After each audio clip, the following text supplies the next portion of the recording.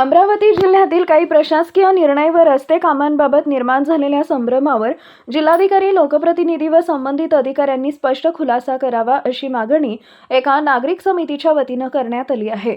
विशेषतः माजी जिल्हाधिकारी सौरभ कटियार यांच्या कार्यकाळात रामा 280 रेल्वे गेट क्रमांक 4 येथील RUB संदर्भातील आदेश, परवानग्या आणि कामकाजाच्या प्रक्रियेबाबत गंभीर प्रश्न उपस्थित करण्यात आले आहेत।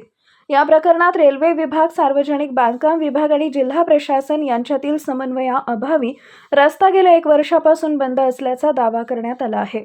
निवेदनानुसार सुरुवातीला जिल्हाधिकारी स्तरावर परवानगी देण्यात आली, मात्र नंतर सार्वजनिक बांधकाम विभागाने ती परवानगी मान्य नसल्याचे लेखी स्वरूपात कळवले।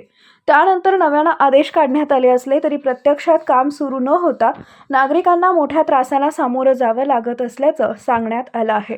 याशिवाय दर्यापूर उपविभागातील रामा 298 रस्त्याच्या MPM कामाच्या बिलिंग व नोंदीबाबतही विवरण देण्याची मागणी करण्यात आली आहे। संबंधित कागदपत्रे पत्रकार परिषदेत सादर करण्यात आल्याचं सांगण्यात आलंय। या सर्व प्रकरणांमध्ये चुकीचं काही असेल तर अधिकाऱ्यांनी अधिकृत खुलासा करावा आणि जर नियमबाह्य बाबी आढळल्यास तातडीने कार्यवाही करावी अशी मागणी करण्यात आली आहे। नागरिकांचं नुकसान होऊ नये व जिल्ह्याचा विकास बाधित होऊ नये हाच या मागणीमागील उद्देश असल्याचं स्पष्ट करण्यात आलं आहे।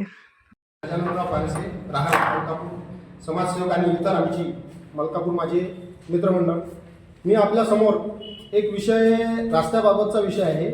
रामा 280 रेल्वे फाटक हे सौरभ कटियार, माननीय जिल्हाधिकारी सौरभ कटियार यांच्या वेळेस चुकीच्या आदेशांनी आम्हाला ग्रामवासियांना चुकीचा मार्गाचा आणि चुकीनं मार्ग बंद केल्याने आमच्यावर अन्याय झालेला आहे। त्याच्या चौकशीकरिता मी पूर्ण पुरावे पत्रकारांना दिलेले आहे। सौरभ कटियार यांच्या वेळेस सौरभ कटियार जिल्हाधिकारी यांच्या वेळेस चुकीचे आदेश काढून नागरिकांना विकासाच्या नावावर भकासाचा मार्ग असं दिसून येत आहे आदेशाने। तरी याच्या चौकशीकरिता मी ही पत्रकार परिषद घेतली। त्या पत्रकार परिषदेमध्ये मी सगळी माहिती आपल्याला दिलेली आहे। यामध्ये आम्हाला लवकरात लवकर आमचा रस्ता आणि ज्यांनी हा रस्ता चुकीच्या मार्गाने काम चालू केलं आहे त्यांच्यावर कारवाई व्हावी हीच मी आपल्याला सांगून इच्छितो। आणि अधिकाऱ्यांचा चालू असलेला हा बिहार पॅटर्न हा महाराष्ट्रात होऊ नये याच्यासाठी मी आपल्याला विनंती करतो। आणि या तक्रारीमुळे माझ्या किंवा माझ्या सोबतच्या कुणाला काही हानी झाल्यास याला संबंधित प्रशासन जबाबदार राहील। मी तक्रार आपल्याला रितसर पूर्ण तक्रार माझी आपल्याकडे दिलेली आहे, इतकंच सांगू इच्छितो। याला लवकरात लवकर याचं विवरण जिल्हाधिकाऱ्यांनी द्यावं अशी विनंती आपल्या माध्यमातून करतो।